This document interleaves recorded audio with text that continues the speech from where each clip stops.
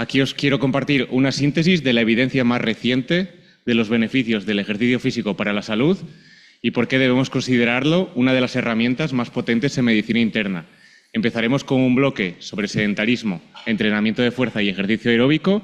Posteriormente, revisaremos los estudios más recientes que apoyan la relevancia del ejercicio físico en patologías con alta prevalencia y acabaremos repasando las recomendaciones de la Organización Mundial de la Salud para actividad física. Sin más dilación, empezamos. El problema de fondo es evidente. El sedentarismo es ya la cuarta causa de mortalidad global, según la Organización Mundial de la Salud, y sin embargo, como veis en este mapa mundi, menos del 30% de la población adulta cumple con los requerimientos mínimos de actividad física. Frente a esto tenemos una herramienta única. El ejercicio físico se postula como la polipíldora universal. Pocas intervenciones en medicina interna van a tener tanto impacto, y esto es lo que os quiero enseñar en esta sesión. Empezamos con el primer estudio sobre sedentarismo. Es un metaanálisis publicado en el año 2024 en Preventive Medicine que estudia la relación entre el tiempo sedentario al día, es decir, el tiempo que nos pasamos sentados cada día, con la aparición de eventos cardiovasculares fatales y no fatales. Infarto de miocardio, ictus y muerte cardiovascular. Como veis en la gráfica, entre las 2 y 4 horas de tiempo sedentario al día apenas hay impacto. Entre las 4 y 6 horas de tiempo que nos pasamos sentados al día empieza a aumentar el riesgo relativo de padecer un evento cardiovascular, y cuando llegamos a las 10 o 12 horas de tiempo sentados al día, el riesgo relativo de padecer un evento cardiovascular aumenta hasta un 50%. El mensaje clínico es claro: no nos vale solo con prescribir ejercicio físico de forma estructurada. Debemos reducir y fraccionar al máximo el sedentarismo, porque cada hora extra que nos pasamos sentados aumenta el riesgo de padecer un evento cardiovascular. ¿Qué tenemos respecto a entrenamiento de fuerza?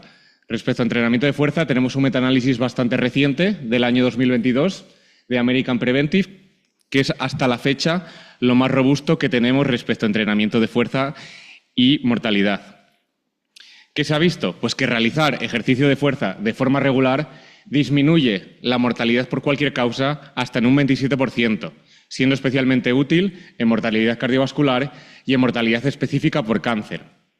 Se ha visto que los beneficios máximos se obtienen solo con 60 minutos de ejercicio de fuerza a la semana, es decir, 1 o 2 sesiones. Y sin embargo, a pesar de esto, la prevalencia de realización de entrenamiento de fuerza en nuestra población es muy baja. La conclusión de esto es que deberíamos dar más protagonismo a la fuerza, recomendarla, utilizarla en nuestras campañas de salud pública, porque es una herramienta segura, eficaz y basada en evidencia robusta respecto a mortalidad. ¿Qué tenemos respecto a ejercicio aeróbico? Pues aquí los protagonistas son los pasos diarios. Los pasos diarios son la métrica más sencilla y más potente que podemos y debemos recomendar en nuestra consulta de medicina interna. En este metaanálisis, publicado en Lancet en el año 2022, se estudia en más de 47.000 pacientes de 15 cortes internacionales la relación entre mortalidad por cualquier causa y pasos diarios, y se ve una reducción de la mortalidad a medida que aumentan ese número de pasos diarios. Como veis en la gráfica, la línea azul, que representa a la población mayor de 60 años, la reducción de mortalidad es progresiva y se estabiliza entre los 6.000 y 8.000 pasos diarios, que es cuando se empieza a aplanar la curva. Sin embargo, en la población menor de 60 años, que es la línea roja, obtenemos beneficios adicionales en reducción de mortalidad hasta los 8.000, 10.000 pasos diarios. Una de las conclusiones de este estudio es que podemos hacer una recomendación de pasos al día en función de la edad de los pacientes, pero con lo que quiero que os quede realmente es que con entre 3.000 y 6.000 pasos al día, los beneficios que obtenemos en reducción de mortalidad son ya muy relevantes. Tenemos respecto a pasos diarios, todavía más reciente, en el Diario Europeo de Cardiología Preventiva del año 2023, este metaanálisis que reunió a más de 220.000 pacientes, en el que se vio que un aumento de solo 1.000 pasos al día reduce un 15% la mortalidad por cualquier causa, y un aumento de solo 500 pasos al día sobre el basal de los pacientes reduce en un 7% su mortalidad cardiovascular. Por todo esto, no debemos obsesionarnos con los famosos 10.000 pasos al día. Con simplemente aumentar entre 2.000 y 3.000 pasos al día, vamos a obtener un beneficio clínico muy relevante. Siguiente bloque de la sesión. Vamos a revisar un poco los estudios más recientes que apoyan la relevancia del ejercicio físico en patologías con alta prevalencia, empezando por los pacientes con diabetes. Respecto a los pacientes con diabetes, tenemos este documento de consenso publicado en el año 2022 por el Colegio Americano de Medicina del Deporte, en el que nos hablan del beneficio del ejercicio físico en pacientes con diabetes. Los beneficios a nivel de mejora del control glucémico se obtienen tanto del ejercicio aeróbico como del entrenamiento de fuerza, pero cuanto más se obtienen es cuando combinamos ambos tipos de ejercicio. ¿Y por qué? Porque el entrenamiento de fuerza aumenta la masa muscular y con ello aumenta la captación de glucosa. Por otro lado, el ejercicio aeróbico mejora la sensibilidad a la insulina y mejora nuestra capacidad cardiorrespiratoria. Por ello, cuando recomendemos ejercicio físico a nuestros pacientes con diabetes, debemos recomendarles realizar ejercicio físico combinado, no solo levantar pesas o no solo aumentar su ejercicio aeróbico. Segunda patología con alta prevalencia, la insuficiencia cardíaca. En el año 2023 se publicó esta revisión en Cochrane, que incluye 40 ensayos que reclutaron más de 5.000 pacientes, y los resultados que obtenemos son muy contundentes. ¿Por qué? Porque en pacientes con insuficiencia cardíaca se vio que los programas de rehabilitación en ejercicio disminuyen el riesgo de hospitalización y aumentan la calidad de vida de estos pacientes. Primero se vio en pacientes con fracción de eyección preservada y más recientemente se ha corroborado en pacientes con fracción de eyección disminuida. Por todo esto, en pacientes con insuficiencia cardíaca, dentro de su manejo integral deberíamos recomendar ejercicio físico. Y, si es posible, combinación de aeróbico con entrenamiento de fuerza. Tercer grupo de patologías más prevalentes, pacientes oncológicos. ¿Qué tenemos recientemente? Pues tenemos también el documento de consenso del Colegio Americano de Medicina del Deporte, que se publicó en 2019 y que se ha actualizado en 2025. ¿Qué es lo que nos dicen? Que el ejercicio físico es seguro y eficaz no solo en los pacientes supervivientes de cáncer, es también seguro y eficaz en pacientes que están en tratamiento activo. ¿Por qué? Porque disminuye los síntomas de la fatiga oncológica, disminuye los efectos secundarios tanto del proceso oncológico como del tratamiento, mejora la calidad de vida y mejora las condiciones funcionales de nuestros pacientes. ¿Qué se ha visto? Que los mayores beneficios se obtienen nuevamente con ejercicio combinado, entrenamiento de fuerza y ejercicio aeróbico. Por eso el ejercicio físico vuelve a ser parte de la primera línea del tratamiento estándar de los pacientes con cáncer. Hemos hablado de salud metabólica, salud cardiovascular. No debemos dejar de lado también la salud mental. Tenemos evidencia muy reciente que apoya los beneficios del ejercicio físico en salud mental. Revisión del año 2023 en el Diario Británico de Medicina del Deporte. Pues se ve los beneficios del ejercicio a nivel de síntomas de depresión y ansiedad en todos los grupos poblacionales, especialmente en pacientes con enfermedades crónicas, como los que vemos nosotros en medicina interna. Más reciente y con más potencia, tenemos este metaanálisis en red, publicado en el año 2024, también en el Diario Británico de Medicina, en el que se ve que las actividades más eficaces para combatir la depresión y la ansiedad son el ejercicio aeróbico, ya sea caminar o correr, el entrenamiento de fuerza y también el yoga. Por todo esto, de nuevo, a nivel de salud mental, el ejercicio físico debe ser parte complementaria del tratamiento de primera línea de las patologías mentales comunes. Y acabando, tercer bloque, vamos a revisar las recomendaciones globales de actividad física de la Organización Mundial de la Salud del año 2020. Respecto a ejercicio aeróbico, nos recomiendan al menos semanalmente entre 150 y 300 minutos de actividad aeróbica moderada, como caminar o bailar, o al menos entre 75 y 150 minutos a la semana de actividad aeróbica vigorosa, como correr, ejercicios de equipo, subir y bajar escaleras. No se quedan ahí. A nivel de entrenamiento de fuerza, nos recomiendan al menos 2 sesiones a la semana, involucrando los principales grupos musculares. Y de nuevo, no se quedan ahí. Tercera parte, como comentamos al principio, nos dicen que debemos reducir y fraccionar al máximo el sedentarismo. Cada 30 o 60 minutos sentados, levantarnos, hacer una pausa activa, hacer un poco de actividad física leve.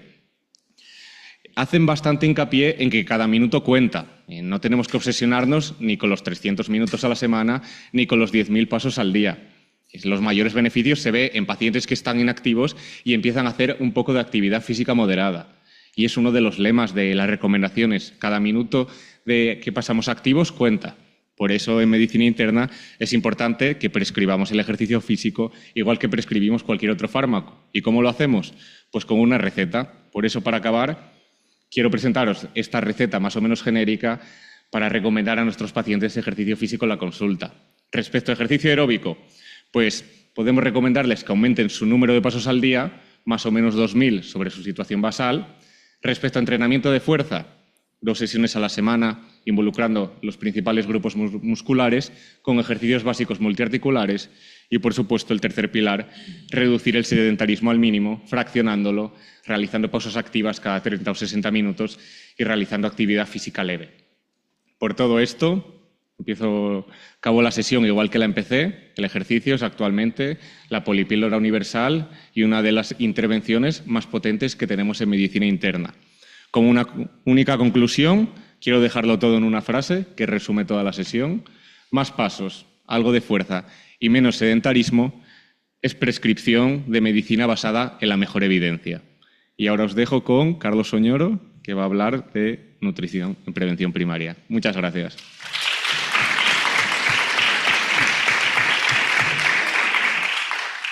Bueno, muchas gracias a todos. Vamos a hablar un poco de dieta, enfermedad y suplementación. En el caso de la dieta y la nutrición tampoco queremos extendernos demasiado porque es una cosa que todos conocemos, pero sí recalcar pues, algunos datos al respecto de cómo se relacionan los hábitos dietéticos y la enfermedad a nivel global. En este estudio publicado en el Lancet en 2017 tenemos la correlación entre los hábitos dietéticos y el desarrollo de enfermedad cardiovascular, diabetes mellitus tipo 2 y neoplasias en todo el planeta, y los datos son bastante concluyentes. Una dieta subóptima se atribuye 11 millones de muertes anuales y más de 200 millones de años ajustados por discapacidad perdidos en todo el mundo. Esto supera otros factores de riesgo clásicos y que también tenemos muy bien interiorizados, como puede ser el tabaquismo. Como podemos ver, hay una gran variabilidad a nivel geográfico entre la carga de morbimortalidad que tienen estos hábitos dietéticos, con regiones mucho más castigadas como Asia o África y regiones con menos mortalidad atribuible a la dieta, como la cuenca del Mediterráneo. Y en cuanto a los principales factores de riesgo dentro de los hábitos dietéticos, pues en la gráfica de la derecha podemos observar que dietas con alto contenido en sodio o bajas en frutas, verduras y cereales enteros son los principales factores que conllevan un aumento de morbimortalidad, especialmente a expensas de enfermedades cardiovasculares y diabetes mellitus tipo 2. En este otro estudio publicado en Nature en 2023 tenemos una cohorte americana de 200.000 pacientes con un seguimiento prospectivo a 32 años en las que se evaluó la adherencia a determinados patrones dietéticos y el desarrollo nuevamente de eventos cardiovasculares, diabetes mellitus tipo 2 y neoplasias. Lo que se observa a los 32 años de seguimiento es un beneficio muy claro en los pacientes que se consiguen adherir a unas dietas concretas, a unos patrones dietéticos concretos, principalmente los que denominan antiinflamatorios o antiinsulinémicos, que básicamente se conforman de lo que nosotros conocemos como la dieta mediterránea, un alto contenido dietético de frutas, verduras, pescados y menos contenido de carnes rojas y alimentación procesada. Es tanto que la reducción relativa de riesgo de los participantes que tienen una adherencia a estas dietas del 90% frente a los que tienen una adherencia de tan solo el 10%, es del 42% para desarrollar tanto enfermedad cardiovascular, diabetes o neoplasias. Este estudio y otros también ponen muy de manifiesto que la ingesta de proteína es clave para evitar sarcopenia y fragilidad en el desarrollo a lo largo de la vida de los adultos. Y en relación a esta ingesta de proteína también queríamos dejar algunas pequeñas nociones. Principalmente cuánta hemos de consumir, pues depende un poco del tipo de paciente, del tipo de persona que tengamos delante, pero en principio nunca debe bajar de 0,8 gramos por cada kilo de peso corporal, dado que por debajo de estas cifras y más cercano a 0,4 o 0,5 se ha demostrado que hay una pérdida de la masa muscular y desarrollo de sarcopenia en todos los pacientes. ¿Y cómo tenemos que saber en qué parte de la horquilla tenemos que movernos? Pues dependerá principalmente de si tenemos alguna patología crónica que puede aumentar el estado catabólico, en las que nos tendremos que mover más entre 1 o 1,2 gramos por cada kilo de peso, o incluso irnos hasta 1,5 o 2 gramos por kilo de peso en estados catabólicos extremos, como pueden ser los grandes quemados o los politraumatizados. ¿Y de dónde tenemos que extraer estas proteínas? Pues bueno, tenemos muchas fuentes. Sí es cierto que la última evidencia lo que apunta es que la proteína de origen vegetal, y especialmente de las legumbres, tiene un mayor beneficio a nivel de reducción de enfermedad cardiovascular con respecto al consumo de carnes rojas o de huevos. Si bien es cierto que las carnes y los pescados aportan otro tipo de aminoácidos que también son esenciales para la función muscular. ¿Y cuándo hemos de tomarla? Pues lo que nos dicen los expertos es que la repartamos entre todas las ingestas para mejorar la tolerabilidad.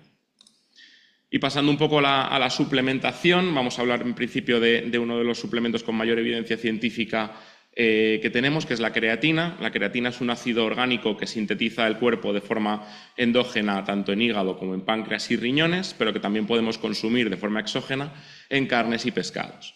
Su función es clave en el metabolismo energético del organismo, dado que actúa como reserva de energía tisular, reciclando ATP mediante donación de grupos fosfato.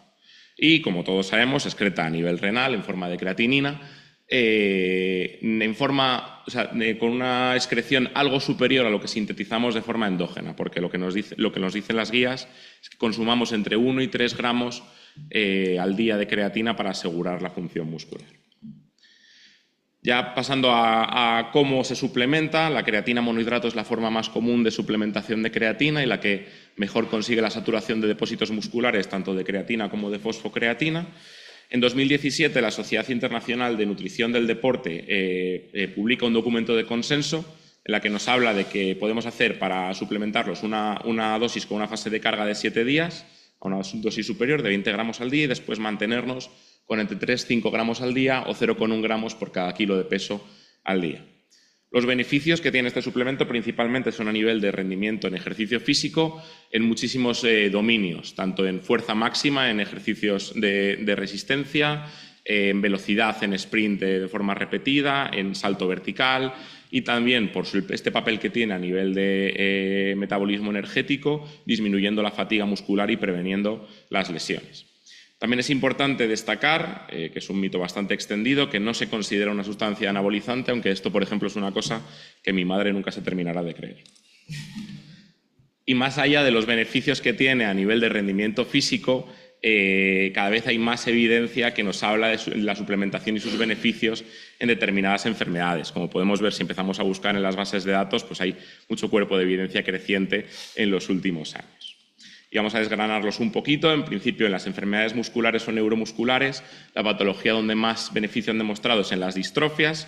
Hay una revisión de la Cochrane publicada en 2013 donde se detalla un aumento de casi el 10% en la contracción voluntaria máxima muscular, y también en las miopatías inflamatorias, donde en los ensayos clínicos demuestran una mejoría en la capacidad funcional y calidad de vida de los pacientes. En cuanto a enfermedades neurodegenerativas, los datos son mucho más modestos de evidencia fundacional, dado que tienen un efecto neuroprotector en ensayos preclínicos en animales, que después no se ha terminado de confirmar en los ensayos clínicos randomizados en humanos, con objetivos mucho más ambiciosos como parar la progresión neurológica de la enfermedad o mejorar la función motora en estos pacientes. Y, sin embargo, tenemos que tener también cuidado suplementando algunas patologías como la enfermedad de McArdle, donde no hay un claro beneficio y se ha referido en los ensayos clínicos un posible aumento del dolor muscular referido por los pacientes.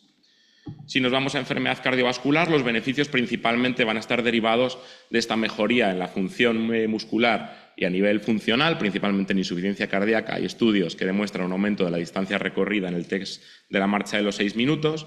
Y en eventos isquémicos como el infarto o el ictus, hay datos también preclínicos donde se disminuye la vulnerabilidad del miocardio y del tejido neuronal a la isquemia, si bien esto todavía no se ha confirmado en ensayos clínicos en humanos. Y si nos vamos a enfermedades relacionadas con el envejecimiento, la evidencia es enorme en sarcopenia, como no podía ser de otra manera. Hay una clara mejoría en la fuerza muscular de estos pacientes, en la masa magra libre de grasa y en toda la función física, y también en otras patologías como la osteoporosis, donde si bien en los ensayos clínicos no demuestra un aumento de la densidad mineral ósea, sí que hay cambios en las propiedades geométricas del hueso y una reducción del riesgo de caídas por un aumento en la función física a nivel muscular que podría ayudar a la correcta evolución de estos pacientes. También en deterioro cognitivo hay 6 ensayos clínicos publicados hasta la fecha con suplementación con creatina versus placebo, con resultados algo heterogéneos, pero con un potencial de mejoría o beneficio en los dominios de atención y memoria principalmente. Y para finalizar, algunos datos curiosos en embarazo. Hay también estudios preclínicos que muestran una prevención en la suplementación de creatina de lesiones hipóxicas y neurodesarrollo para el feto, pero hasta la fecha no tenemos datos en humanos que analicen ni el impacto de la suplementación ni la seguridad de esta suplementación, por lo que no es una recomendación ni muchísimo menos en firme. Y si nos vamos a hablar de la seguridad de este suplemento, que es algo también que es un mito bastante extendido en la población, el único evento adverso que es consistente en toda la evidencia que tenemos de esta molécula es el aumento de peso, principalmente a expensas del aumento de la masa magra y de una transitoria retención hidrosalina. No hay evidencia en ninguno de los estudios de disfunción renal relacionada con su consumo. Sí que en algunos se ha visto un aumento de la creatinina sérica sin traducirse esto en ningún daño renal evaluado por otros factores. Sí que tenemos que tener cuidado, y nos lo dejan claro todos los documentos de consenso, en pacientes con enfermedad renal crónica con dosis superiores a 5 gramos al día, principalmente porque no hay datos en los estudios en estas poblaciones. Pero en poblaciones sanas, en prevención primaria, dosis de hasta 30 gramos al día durante 5 años no han mostrado ninguna alteración reseñable ni a nivel de función renal ni de función hepática. Traemos algunos datos más al respecto de la seguridad renal.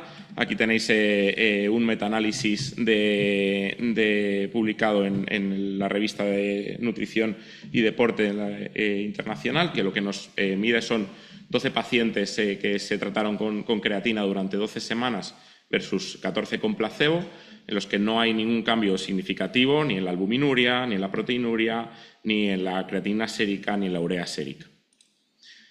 Y el resto de revisiones sistemáticas que tenemos, ya no en pacientes sanos, sino en determinadas poblaciones, también lo que nos dice es que no hay cambios significativos en la mayoría de los parámetros analizados. En algunos sí que vemos unos aumentos transitorios de las concentraciones de creatina, pero que no se correlacionan ni con el aclaramiento de creatina, ni con aumento de la urea ni del BUN, ni con proteinuria, ni con albuminuria. Por lo tanto, ¿qué podemos hacer en estos niveles? Tenemos muy claro que tenemos que mejorar los hábitos dietéticos de nuestros pacientes y, sobre todo, adherirnos a patrones concretos que ya conocemos, dado que esto tiene un claro beneficio a nivel global. Tenemos que asegurar que nuestros pacientes ingieren proteína de elevada calidad en la concentración suficiente según la patología que presenten y después plantearnos si la creatina puede ser un suplemento nutricional adecuado para nuestros pacientes, dado que tiene un beneficio más allá del propio rendimiento físico y es un complemento seguro y bien tolerado. Y ahora paso al doctor Díez, que nos va a terminar de hablar de la suplementación.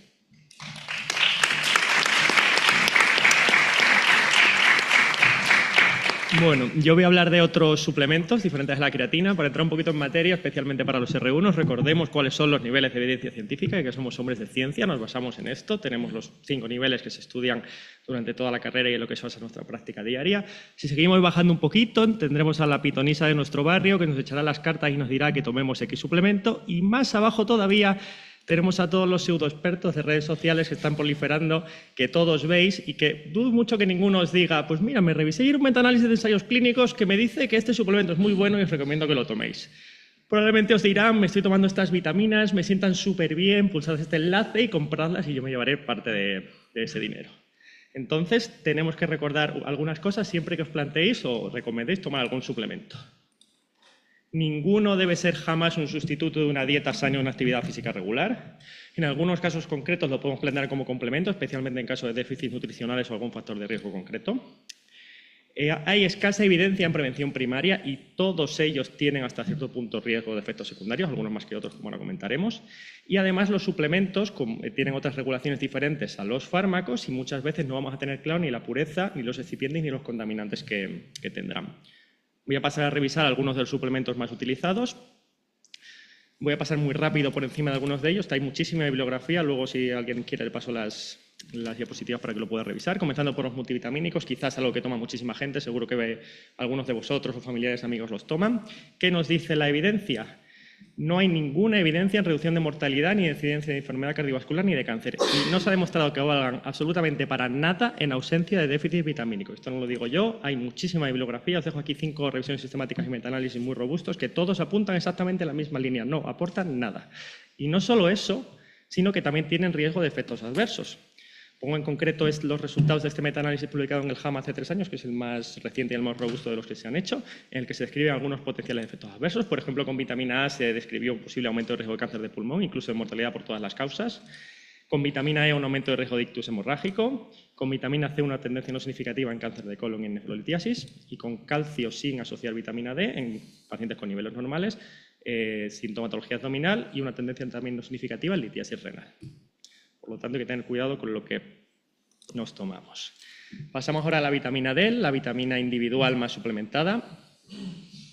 En este caso, más allá de los beneficios ya conocidos en el metabolismo fosfocálcico y densidad mineral ósea, no hay ninguna evidencia que demuestre reducción de mortalidad por todas las causas, cardiovascular ni por cáncer. Y también hay muchísima bibliografía. Os dejo aquí 3 metaanálisis, también muy robustos, que todos apuntan en el mismo sentido. No ven ningún beneficio en ninguno de estos outcomes estudiados. Sí que también se ha hablado, y lo habréis escuchado a partir de la pandemia de COVID, que ha sonado más, la posible reducción del riesgo de infecciones respiratorias con suplementación con vitamina D. Esto sí que es cierto que hay cierta evidencia. Por ejemplo, os dejo aquí 3 metaanálisis. El primero de ellos habla de infecciones respiratorias en general. Sí que parece que puede disminuir un poquito la incidencia, pero sin diferencia de infecciones graves. Y los otros 2, en concreto para el COVID-19, podría también haber un descenso de incidencia, pero no en infecciones graves y no en mortalidad, y con estudios bastante heterogéneos. También se ha estudiado para otros outcomes, por ejemplo, en fuerza y el desarrollo muscular. Parece que no hay efecto y si lo hay es muy leve. Dejo aquí algunos estudios. Se han estudiado varias poblaciones. En adolescentes no parece que haya diferencias en crecimiento, composición corporal ni desarrollo hormonal. En adultos sanos no hay diferencias en fuerza y sí que parece que en rangos más bajos de dosis que los habituales sí que puede haber un poquito más de densidad mineral ósea que en los rangos más altos. En adultos mayores con comorbilidad no hubo ninguna diferencia en los outcomes estudiados. Y en esta última revisión sistemática en deportistas sí que parece que se postula un posible beneficio leve en vitamina D3, pero los estudios son tan heterogéneos que no permiten hacer una recomendación al respecto.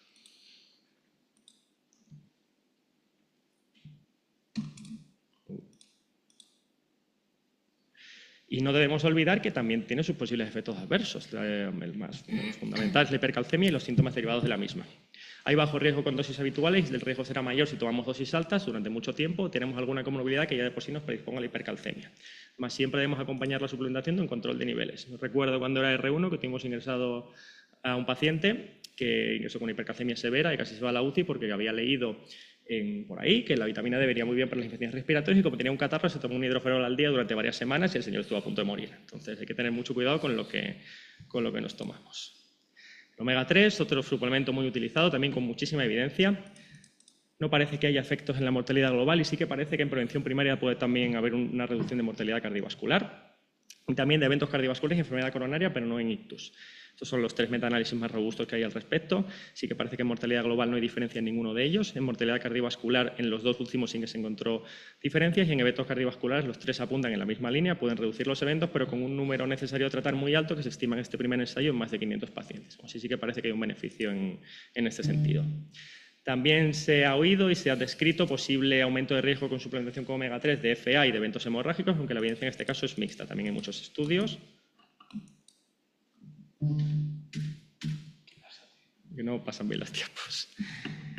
Y aquí podéis ver que en todos ellos algunos apuntan más hacia un lado, otros hacia otro. Por ejemplo, el FA, el primero no encontró diferencias, el segundo y el tercero parece que asociaban un aumento del riesgo y el tercero un efecto protector y con el sangrado igual. Sí que es cierto que en todos ellos los estudios también son heterogéneos y lo que parece ser es que en caso de existir un riesgo es bajo y especialmente con dosis altas de más de 3 gramos al día.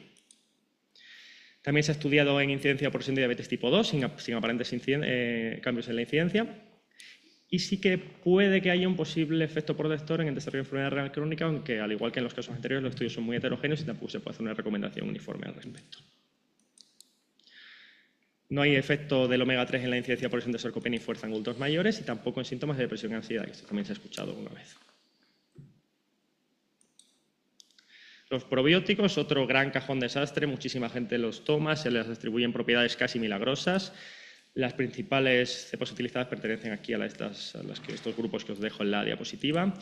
Sin embargo, es difícil extraer una evidencia sólida de los estudios, aunque hay muchos ensayos clínicos, porque los son muy heterogéneos y las dosis y las cepas utilizadas son muy variables. Sí que se han propuesto en metaanálisis ciertos beneficios potenciales, pero no son suficientemente sólidos como para poder recomendarlos de forma global. Os dejo aquí algunos de ellos.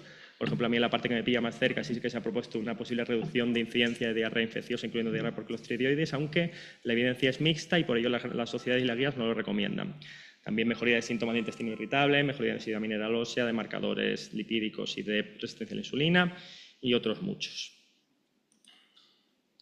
Dejo aquí bibliografía por si no lo quieres revisar.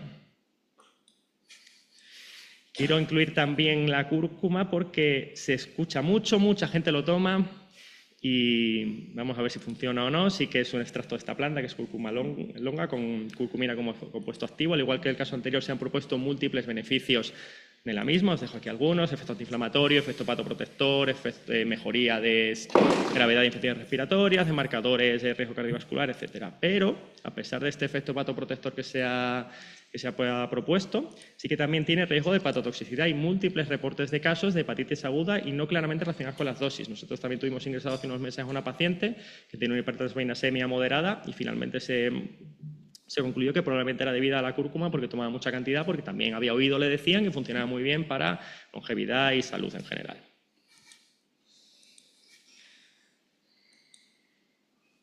Os dejo aquí otros suplementos que tienen algo de evidencia, no tanto como los anteriores, que tienen al menos un ensayo clínico, un metaanálisis con resultados favorables. Por ejemplo, se habla mucho del magnesio, que sí que tiene cierto beneficio en la conciliación del sueño, en torno a 17-20 minutos. Hay menor en recuperación muscular y en sensibilidad a la insulina. El colágeno también se ha hablado mucho, si mejora la recuperación tras ejercicio, pero la evidencia es discreta en este caso. Sí que parece que hay más evidencia en cuanto a la salud cutánea. Y todos estos que os dejo aquí, aún así, yo diría que ninguno de ellos tiene evidencia suficiente como para poder tomarlo o recomendarlo, y todos ellos tienen cierto grado de efectos adversos. Y por último, suplementos sin evidencia. Ninguno de estos que os dejo aquí no tienen ni un ensayo clínico, ninguna revisión, ni un metaanálisis que confirme beneficios ni seguridad. Aquí tenéis muchos aminoácidos, nucleósidos y muchos extractos de plantas, que también parece que a las plantas se les atribuyen propiedades casi milagrosas. Pues ninguno de ellos ha demostrado hacer absolutamente nada, y además todos ellos tienen un cierto riesgo. Por lo tanto, tened cuidado con lo que os tomáis o lo que recomendáis tomar. Y ya para terminar, también se ha comentado mucho sobre la suplementación crónica con antioxidantes. No existe tampoco estudios a muy largo plazo que establezcan claramente los beneficios. También hay gran variedad de principios activos. Sí que, desde el punto de vista teórico, se ha propuesto que puedan mejorar la homeostasis, oxidación, reducción, que puedan tener un efecto antiinflamatorio, incluso un efecto vasculoprotector, neuroprotector. Se ha propuesto que puede incluso aumentar la longevidad, aunque no hay ningún metaanálisis que haya demostrado reducción de mortalidad. Pero también tiene sus potenciales riesgos. Desde el punto de vista teórico, sí que parece ser que una suplementación excesiva con antioxidantes podría neutralizar la adaptación fisiológica al ejercicio y neutralizar parte de los beneficios del mismo, los efectos adversos que ya hemos comentado algunos de los suplementos. También se ha propuesto que en oncología podrían neutralizar radicales libres de oxígeno terapéuticos. Incluso en suplementación con muy altas dosis podría haber una curva en un efecto paradójico con un aumento del efecto prooxidante a nivel del organismo. Por lo tanto, hay que tener también mucho cuidado, y siempre cualquier cosa que os planteéis tomar o que os comenten, seguro que tenéis amigos o familia que os han dicho pues me han dicho que me puedo tomar esto, siempre basaos en la evidencia científica. Y esto sería todo. Muchas gracias. Para más información os recomiendo que visitéis los enlaces de la